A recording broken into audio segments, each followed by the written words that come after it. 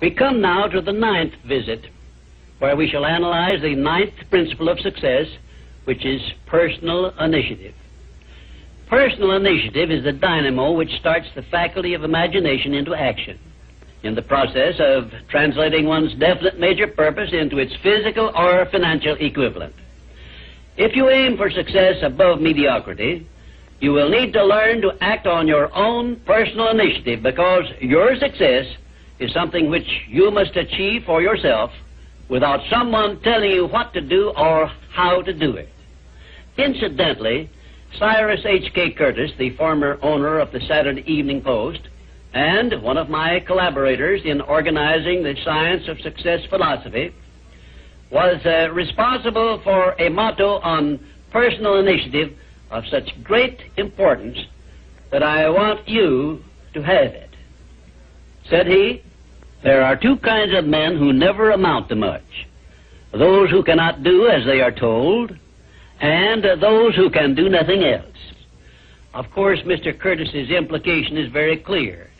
He implied that those who amount to something worthwhile in life are those who move on their own personal initiative without being told what to do or why they should do it.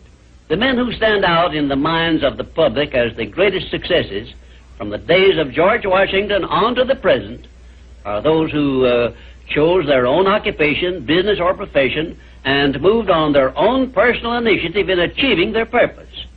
And those who are getting ahead most rapidly today, no matter in what position they began, are those who promote themselves to a higher place in life by acting on their own personal initiative.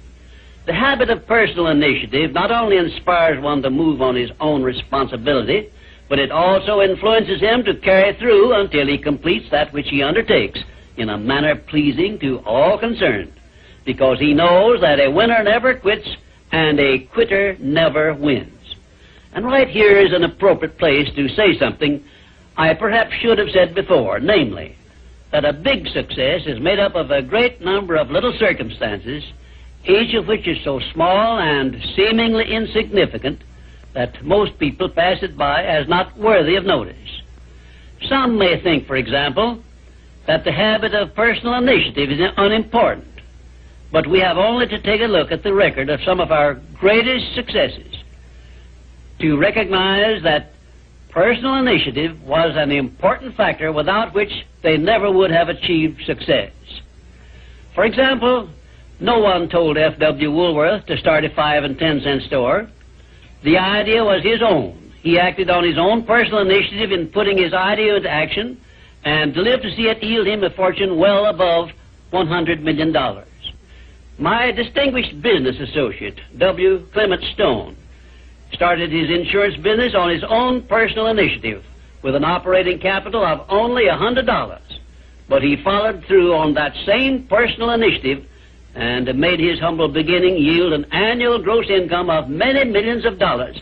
And it was that same habit of acting on his own personal initiative, of doing the thing he wanted to do, which inspired Mr. Stone to join forces with me in taking the Science of Success philosophy to millions of people throughout the world, an undertaking which it is believed may help more people to find their places in the world than has any other influence during the past 100 years.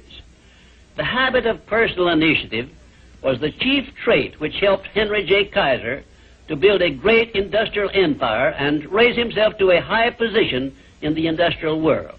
It was this trait of personal initiative which inspired Mr. Kaiser to pile up such an enormous record in the building of ships during World War II, despite the fact that he had never built ships before. One day when I was lecturing to one of my classes, I mentioned Henry J. Kaiser's wonderful record in building ships more cheaply and quickly than experienced shipbuilders had been able to do, when one of my students spoke up and said, Mr. Kaiser's having been a friend of Jesse Jones of the Federal Reserve Bank did not hurt his chances of success any, did it? Well, for a moment it looked as if that question had placed me on a spot. But I soon recovered my composure and came back with this reply: no, his knowing Mr. Jones did not hurt his chances, but think of the thousands of industrialists, many of whom may also have known Mr. Jones, but did not use their personal initiative in getting his financial help. Personal initiative is one quality which inspires one to form friendships and to make contacts with people who can be of aid to them in times of need. It was my personal initiative which influenced Andrew Carnegie to give me an opportunity to organize the Science of Success philosophy. I now wish to give you an outline of the more important attributes of the person who has sufficient personal initiative to give him leadership in his chosen occupation. 1.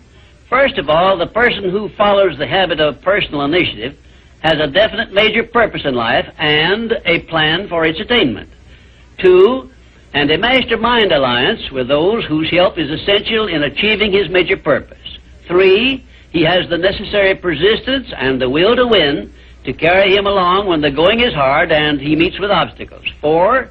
He makes decisions promptly when he has the necessary facts on which to base them and changes them slowly, if at all. 5. He follows the habit of doing more than he is paid for, and he does so in a pleasing, positive mental attitude. 6. He accepts full responsibility for everything he undertakes and never passes the buck when things go wrong. 7. He can take friendly criticism without resentment because he has learned to profit by it. 8. He knows what the 9 basic motives are which inspire all human endeavors and never requests anyone to do anything for him without giving that person an adequate motive for doing so. 9. He never expresses an opinion about anything unless he has thought the subject through and is prepared to state how he came by his opinion. 10. He follows the habit of listening much and talking only when he has something to say which may benefit himself or others. 11. He has a well-developed sense of observation of small details and knows his job from the smallest detail to the greatest. 12. He never tells anyone to do anything without suggesting why it should be done and how it may be done best. 13. He follows the habit of concentrating his full attention on one thing at a time. 14. His mental attitude is positive at all times when he is in communication with other people. 15. If you ask him a question, he will give you a direct answer, even if he has to tell you he does not know the correct answer. 16. Last, but perhaps most important of all, he never puts off until tomorrow that which should have been done last week, because he knows that the habit of procrastination is near the top of the list of the causes of failure. If you can rate OK on each of these 16 traits of personal initiative, you are a leader in your field of endeavor. When you come to examine yourself on the subject of personal initiative, just remember that your success or your failure depends very largely on the action you take in connection with your occupation. No one will tell you what you should do. No one will tell you what not to do. The decision must be your own, and you must follow through and carry out your decision on your own personal initiative.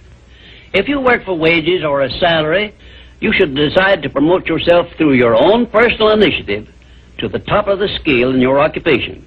And remember that your promotion is entirely in your hands.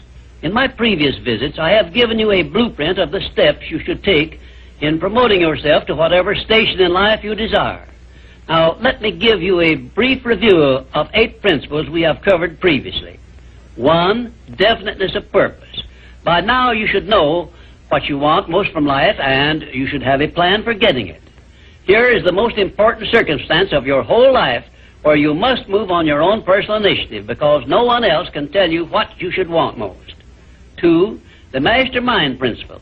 If you have not already formed a friendly alliance with those who can help you in attaining your major purpose in life, you should move on your own personal initiative and form this alliance at once. 3. Going the extra mile. This is a must if your major purpose is anything above mediocrity. 4. Applied faith. This is the principle which gives you power in carrying out your definite major purpose and all minor purposes. 5. A pleasing personality is an asset of priceless value, and it too is something you must acquire through your personal initiative.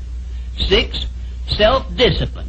The 6th principle of success is also something you acquire through your personal initiative. 7. A positive mental attitude, which is the most important of the 12 great riches of life, is also the product of your own personal initiative. 8. Enthusiasm is a state of mind which only you can generate through your personal initiative. You see, therefore, that personal initiative enters into every one of the success principles. And now, until our next visit, may I remind you that there are two types of people who never amount to anything. Those who will not do what they are told, and those who will do nothing else.